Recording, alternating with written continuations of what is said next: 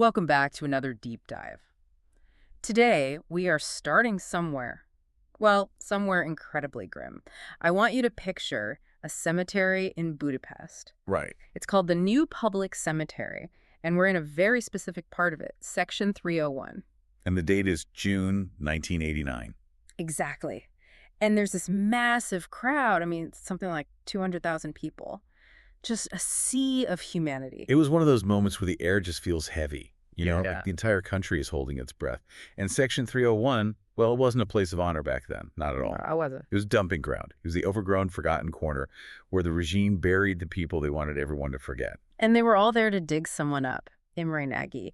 But when I was reading through the source material you sent over, the details of how they found him, it stopped me cold. I mean, we talk about political enemies being silenced, but this was something else. It's the kind of detail that sounds like fiction, but it's documented fact. When they finally exhumed the body, they found him buried face down. Face down. Face down.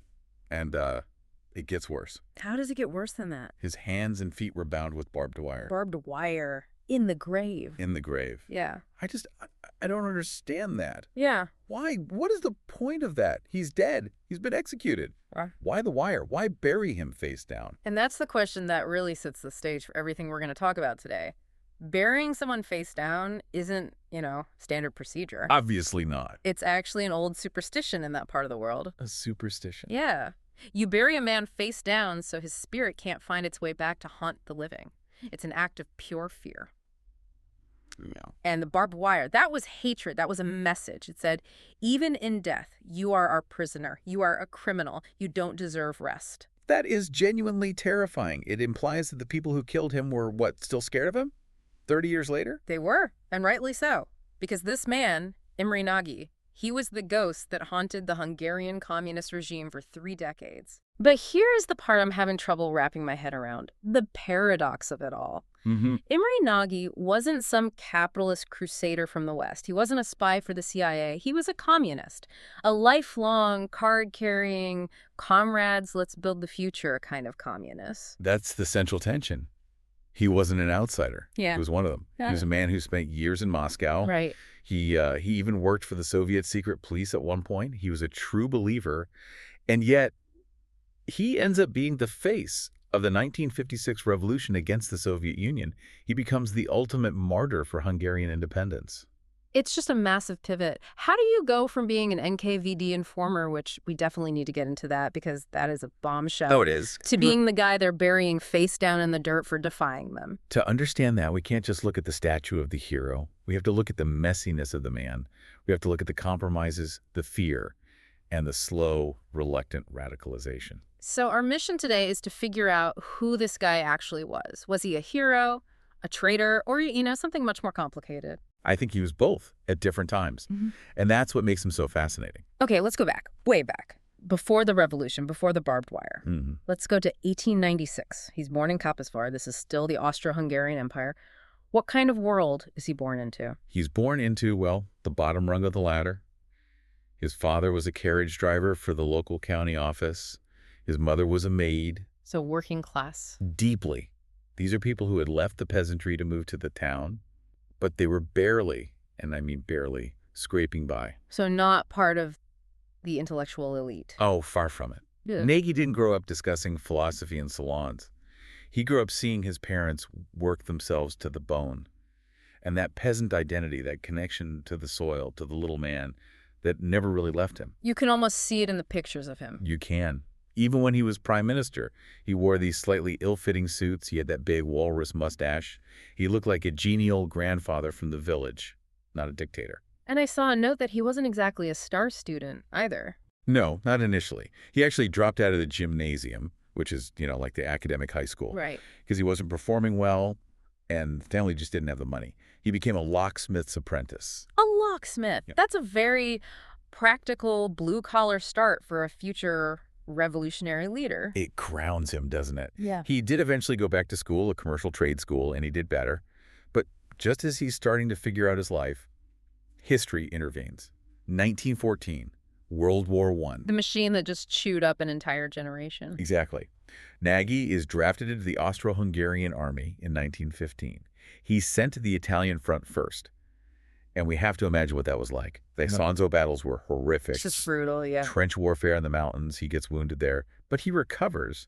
And then, talk about bad luck, he gets sent to the Eastern Front to fight the Russians. And this is where the story really takes a turn, because he doesn't just fight, he gets captured. Right. It's 1916. The Brusilov offensive. Yeah. This was a massive Russian attack that just shattered the Austro-Hungarian lines.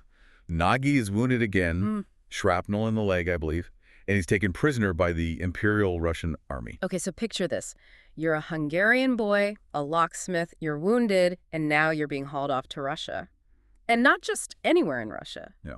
They send him to Siberia. Camp Berezovka, near Lake Baikal. Deep Siberia. And you have to understand the atmosphere in these POW camps. It wasn't just sitting around playing cards. These camps were huge, overcrowded, and they were boiling with political agitation. Because this is right around the time the Russian Revolution is kicking off, right? 1917. Exactly. The world is collapsing outside the fences. The Tsar is overthrown. The Bolsheviks are rising. And inside the camps, you have these red agitators coming in, talking to the prisoners. And what are they telling them? They're saying, why are you fighting for the emperor? Why are you fighting for the rich men who sent you here to die? They don't care about you. Join us. Join the revolution. And for a poor kid from Kapazvar, that must have sounded pretty good. It did. He listens. He's young. He's from a poor background. And the Marxist message makes perfect sense to him. It explains why he's hungry. It explains why his father was poor. It gives him a framework for the whole world. So he makes a choice. He does. By 1918, the Russian Civil War is raging, and Nagy chooses a side. He joins the Red Army. He joins the guys who captured him. He joins the ideological movement. He fights in the Russian Civil War for the Bolsheviks. He officially joins the Communist Party in 1920. He is, by this point, fully radicalized. Now, hold on, because this is where we hit the first major controversy. The dark rumor. I saw this in the notes, and I genuinely did a double take. There is a file or an allegation called the Yurovsky document. Ah, yes. The Romanov execution. Tell me if I'm reading this right. There is a theory, a serious theory at one point, that Imre Nagy was one of the guards, or maybe even one of the executioners, who killed the Tsar and his family in that basement in Ekaterinburg. That is the allegation. It's one of those historical phantom stories that just won't die. Because if that's true, I mean, that changes everything. The man who becomes a hero of liberty was the guy who shot the Romanov daughters. Okay, so let's break it down. The rumor comes from lists of names found later on. And there was named Imre Nagy on a list of people in the squad. Right. And for a long time, anti-communist historians and even some Soviet propagandists later on used this to paint him as a ruthless butcher from the very beginning. But is it him? Imre Nagy sounds like it could be a pretty common name like John Smith in Hungary. That's exactly the problem. Nagy just means big or great. It's incredibly common. And Imre is a standard first name. So what do serious historians think now? Serious historians, people like Ivan Plotnikov, who have, combed through the actual archives of the Romanov execution, have largely debunked this. The actual execution squad was mostly ethnic Russians, Yurovsky, Nikolin, Medvedev. There were some Latvians involved, but the idea that our Imre Nagy was there is almost certainly false. So it's a case of mistaken identity that got weaponized. Most likely. There were plenty of Hungarian POWs who joined the Bolsheviks. But the chances of him being in that specific basement at that specific time are slim to none. Still, the fact that the rumor even exists tells you something. It does. It tells you that he was in the mix. He wasn't on the sidelines. He was a soldier for the Bolshevik cause, no question about it. Okay, so he probably didn't kill the Tsar. But he's a trained revolutionary now. The Civil War ends, it's 1921, and he goes back to Hungary. He returns home. But Hungary has changed too. There was a brief communist revolution in Hungary in 1919 under a guy named Bela Kun, but it failed miserably. It was crushed. So now there's a right-wing authoritarian government in power, and communism is illegal. So Nagy is basically an undercover agent? In theory, yes. He's supposed to be building these secret underground networks for the party. But here's the funny thing about Imre Nagy, and this is a recurring theme. He was terrible at being a spy. The locksmith couldn't pick the lock. He just didn't have the temperament for it, for all the cloak and dagger stuff. He was an open guy. He liked to talk to people. He got a job at an insurance company, the first Hungarian general insurance, and tried to organize trade unions. But he was clumsy about it. He kept getting arrested. Yeah. He just struggled with the whole clandestine lifestyle. And I read somewhere that he actually got in trouble with the party for being For being too legal. Yes, this is crucial to understanding it. He was expelled from the party briefly for right deviancy. Right deviancy. That sounds like a completely made-up condition. What does that even mean? Well, in the rigid world of 1920s communism, left usually meant radical, violent, revolutionary. Right. Meant moderate, reformist, willing to compromise. Okay. Nagy argued that instead of doing all this illegal underground stuff that just got everyone arrested, they should try to work legally, maybe run for parliament, push for land reform through the existing system. And the hardliners hated that. They despised it. They thought it was soft. They thought it was bourgeois. So they kicked him out. He eventually got back in. But this tag of being a rightist, a moderate, it stuck to him for his entire life. So he's struggling in Hungary. The police are watching him. He's failing at the underground stuff. So in 1929, he decides to get out. He goes back to the mothership. He goes to Moscow. And this begins really the most difficult, the most dangerous, and I think the most morally complex period of his life, the Moscow years, 1930 to 1944. The era of Stalin. The Great Terror. It's hard to overstate how dangerous Moscow was for a foreign communist in the 1930s. It was a death trap. Stalin was paranoid. He was purging everyone. The Hungarian Communist Party in exile was absolutely decimated. Really? Oh, yeah. Bela Kun, the leader, executed most of leadership. Shot or sent to the gulag. He was a meat grinder. If you looked at someone the wrong way, you disappeared. If you didn't clap loud enough at a speech, you disappeared. But Nagy didn't disappear. He survived.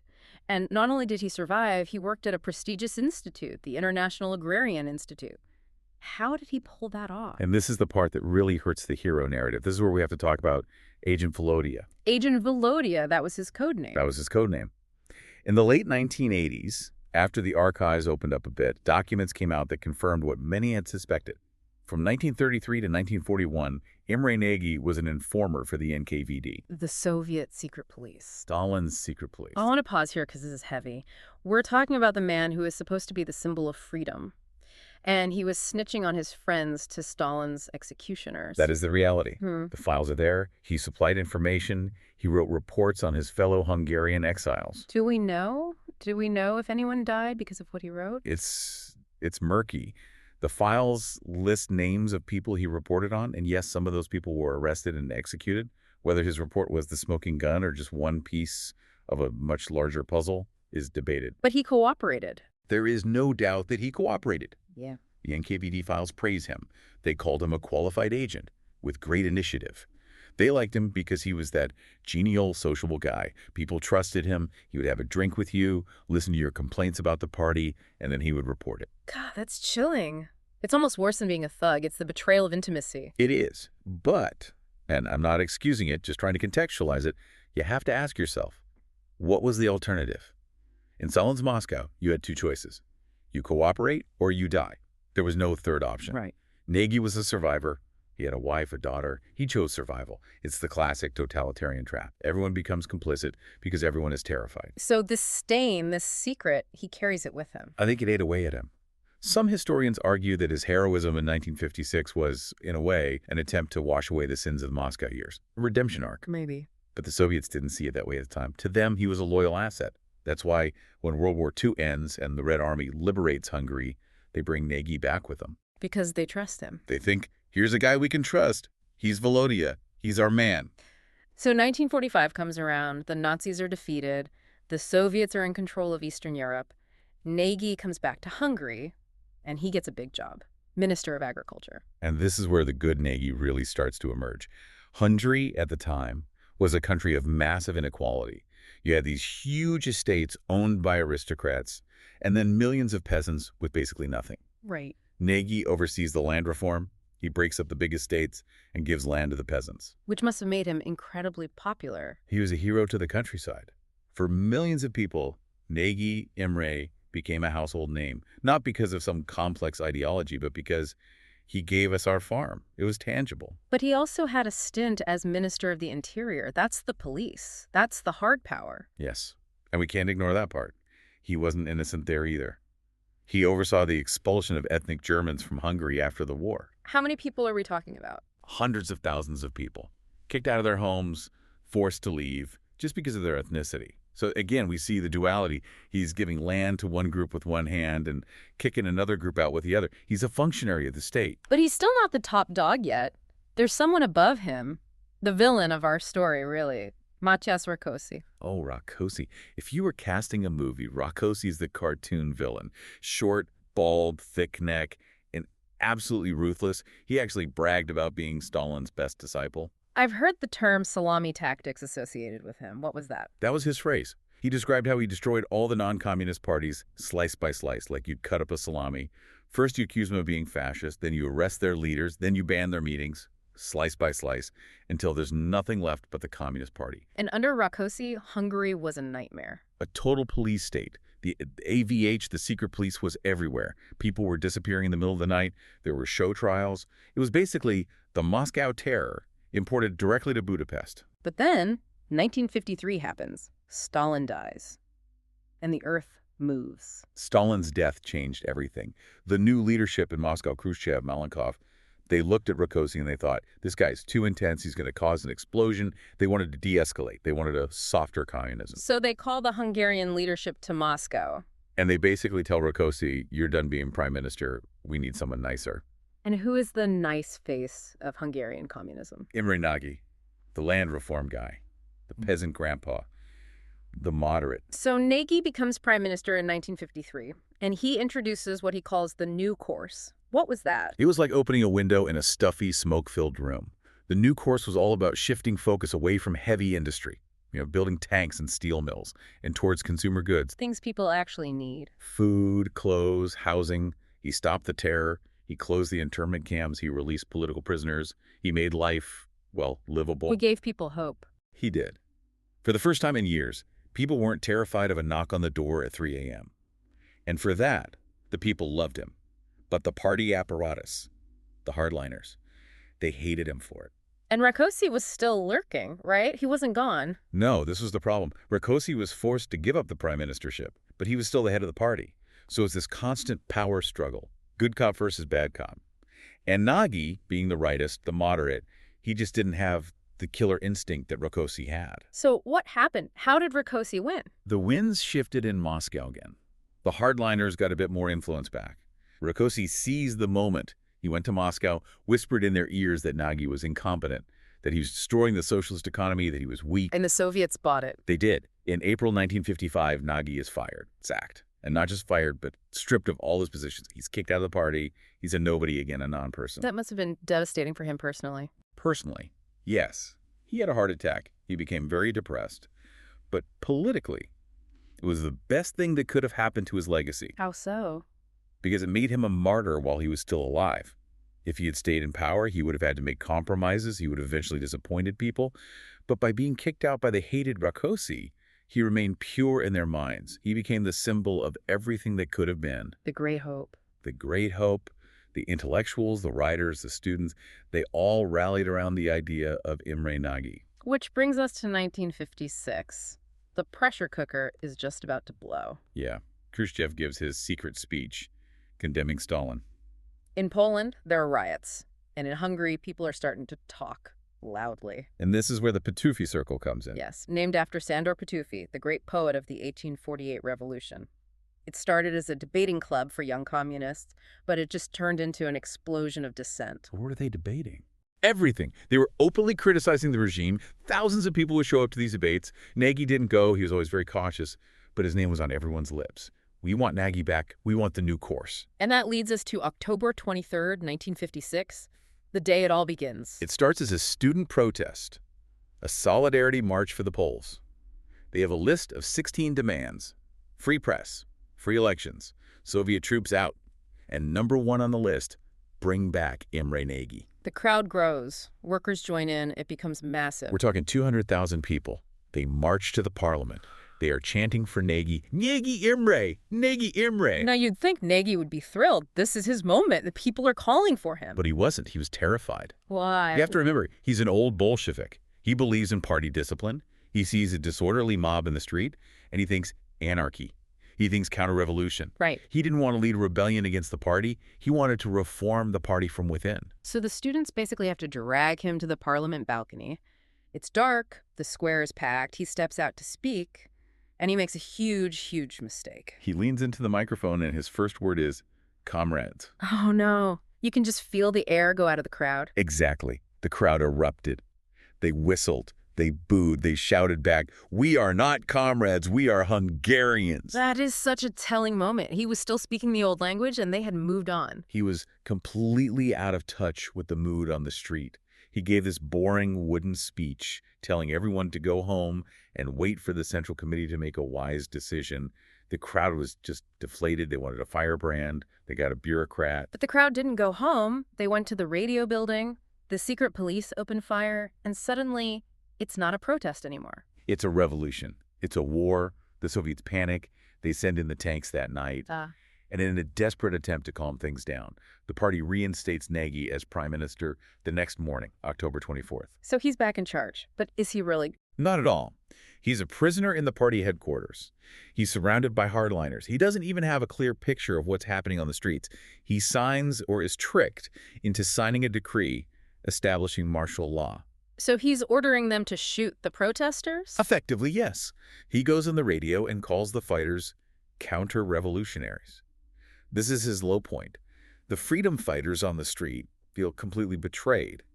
They think Nagy is just another Soviet puppet. And for a few days, he kind of was. For the first 3 days, he was a puppet. He was trying to find a socialist solution. He was trying to negotiate with the Soviets to stop the shooting, but he was also telling the rebels to surrender. He was straddling the fence, and the fence was on fire. So what changed? How do we get from that hesitant, out-of-touch guy to the hero who gets buried face down? This is the period of the 12 Days of Freedom. Right. It's the period between roughly October 25th and November 4th. This is where the real transformation happens. Nagy starts meeting with delegations from the streets. He's actually talking to the rebels. He's talking to workers' councils, students, even some of the fighters.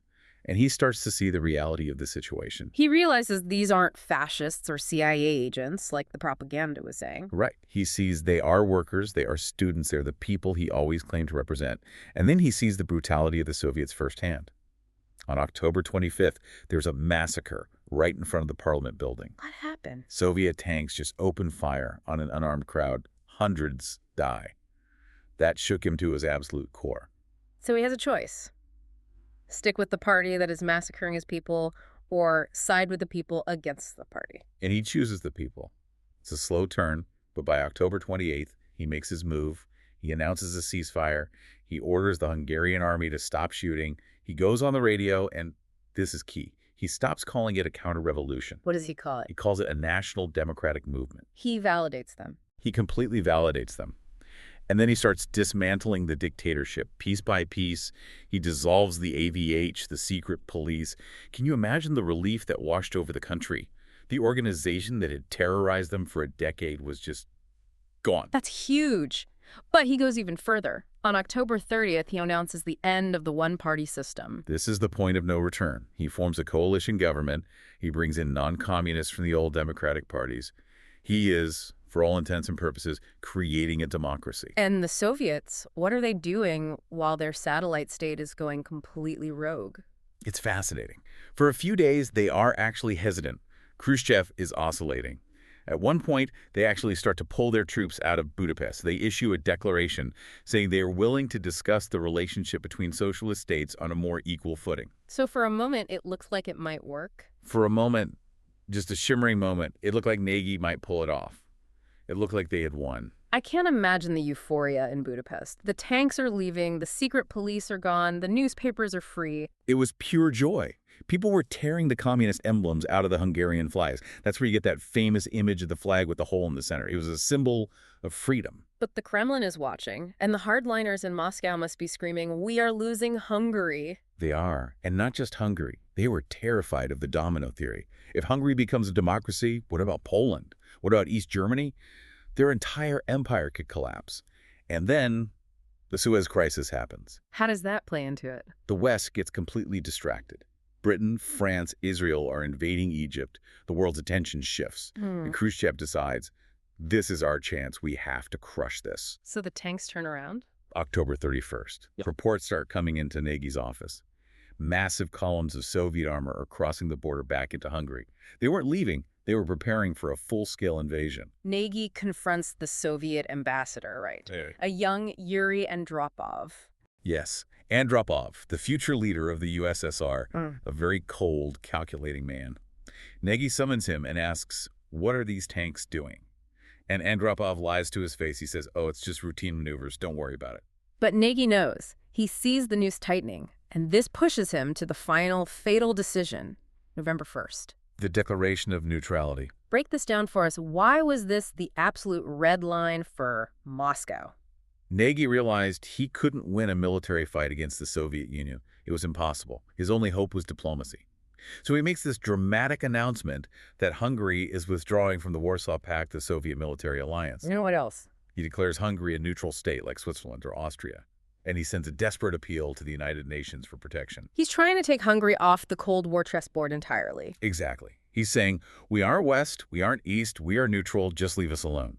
But to the Soviets, this was the ultimate treason. You can reform your economy, maybe, but you cannot leave the military alliance. That was a direct threat to their security. That seals his fate. And the West. The UN. Did they answer the call for help? No. Radio Free Europe broadcast all these words of encouragement, which tragically led many Hungarians to believe help was on the way. But Eisenhower wasn't going to risk starting World War III over Budapest. They were on their own. Sunday morning, November 4th, Operation Whirlwind. 4 a.m. A massive artillery barrage hits Budapest. 60,000 Soviet troops, thousands of T-54 tanks, jets strafing the streets. It was an overwhelming, brutal force. Nagy goes to the radio station for one final, desperate broadcast. I have the text here. It's just haunting. This is Imre Nagy speaking. Our troops are fighting. The government is in its place. It's one of the most famous and heartbreaking speeches in Hungarian history. But it was also a bit of a lie. A lie? How so? The part about our troops are fighting. In reality, Nagy had issued an order to the Hungarian army not to resist. Why would he do that? He knew it would be a slaughter, a pointless bloodbath. He wanted to save lives. The people who fought back heroically in the streets were civilians, kids with Molotov cocktails, workers with hunting rifles. The regular army mostly stood down on his orders. And the part about the government is in its place. Also not true. Minutes after that broadcast, he and his inner circle left the parliament building and fled to the Yugoslav embassy. He ran. He sought asylum. He thought the Yugoslavs, being these independent communists under Tito, would protect him. And while he's holed up in the embassy, the Soviets install a new leader, János Kadar. Kadar, another tragic, complex figure. He'd been with Nagy during the revolution, part of his government, but at the last minute he defected to the Soviets. He rode back into Budapest on a Soviet tank. He was the puppet that Nagy refused to be. So Nagy is in the embassy, the revolution is being crushed in the streets, thousands are dead, and Kadar wants Nagy out of that embassy. Kadar negotiates with the Yugoslavs. He signs a document, a formal, written guarantee of safe conduct. He promises that if Nagy and his group leave the embassy, they will be allowed to go home freely. No arrest, no harm. I feel like I know exactly where this is going. It's a trap. A blatant, cynical trap. November 22nd. Nagy and his group pack their bags. They board a bus that is supposed to take them to their homes. But it doesn't. It doesn't. The bus drives a few blocks, and then it's surrounded by Soviet armored cars. Russian officers jump on board. They kidnap him on Hungarian soil. Where do they take him? They fly him to Romania, to a place called Snagov, which is a kind of resort town. They hold him there in a villa, under guard. This is the part of the story that is often skipped, but I feel like it's crucial. He's in captivity for months. What are they trying to do to him there? They're trying to break him. This is the psychological battle. Kadar and the Soviets desperately needed Nagy to resign. They needed him to sign a piece of paper saying, "I was wrong. The revolution was a counter-revolutionary mistake. János Kadar is the legitimate leader." If Nagy did that, it would legitimize the whole bloody invasion. I remember this is the guy who compromised before. He was Agent Volodya. He knew how to play the game to survive. That's what they were counting on. They thought, he's an old Bolshevik. Yeah. He knows the drill. He'll confess. We'll give him a nice retirement dacha and everyone moves on. He didn't. He refused. He absolutely refused. He argued with his captors. He wrote memos. He said, "I am the lawful prime minister of Hungary. You are the traitors." He found this backbone of steel that maybe he never had before. He knew that if he signed that paper, he would be betraying the memory of all the kids who died on the barricades. That is the redemption, isn't it? The spy who refused to come in from the cold. It is. He sealed his own death warrant with that refusal. Kadar realized Nagy would never cooperate. And as long as Imre Nagy was alive, Kadar's rule was illegitimate. So they bring him back to Budapest, 1958, for the trial. A secret trial, no press, no public, just a room full of party loyalists acting as judges. The charges were, of course, treason and organizing the overthrow of the people's democratic order. Did he defend himself? He did. He took notes. He argued legal points. He never begged. When the death sentence was read, he didn't ask for clemency. He famously said, "I do not appeal the court's decision for mercy." He left the judgment to history. June 16th, 1958. They hanged him in the prison courtyard. And then the burial, the final insult. They put his body in a packing crate. They buried him in the prison yard under a pile of trash. Years later, they secretly moved him to Section 301. They wrapped the wire around his hands and feet. They buried him face down. They put a fake name on the cemetery register. They tried to erase him from the face of the earth. But Kadar, he stayed in power for 30 years. They say he was haunted by what he did to Nagy. There's a story, probably apocryphal, but it tells a deeper truth, that towards the end of his life, when Kadar was old and senile, he would wander around his house looking for Imre. He could never escape the ghost. And then, 1989, the whole Soviet system is crumbling. Gorbachev is in power in Moscow. The Hungarians are pushing for change again. And the first thing they demand is the truth about 1956. They demand a proper burial for Imre Nagy. The regime, weak and collapsing, had to agree. They exhumed the body. And we are back at the beginning, June 16th, 1989, Heroes Square in Budapest. It wasn't just a funeral for a man. It was the funeral of the entire communist dictatorship. 6 coffins on the dais, Nagy and his martyred colleagues, and 1 empty coffin to represent the unknown revolutionary. I watched the footage of this. The speeches were fiery, and there's this young guy with long hair and a beard, a very young Viktor Orban. The very same. The current prime minister of Hungary. Back then, he was a young, liberal student leader, and he gave the most radical speech of the day. He was the one who openly demanded that the Soviet troops go home. Now, he connected Nagy's memory directly to a free, democratic future. It's just amazing how history rhymes, how these figures reappear. Nagy was the bridge from one era to the next. He was. That funeral broke the spell. It's almost a Shakespearean ending. Kadar died, literally died, on the very day that the Hungarian Supreme Court officially rehabilitated Imre Nagy. Wow.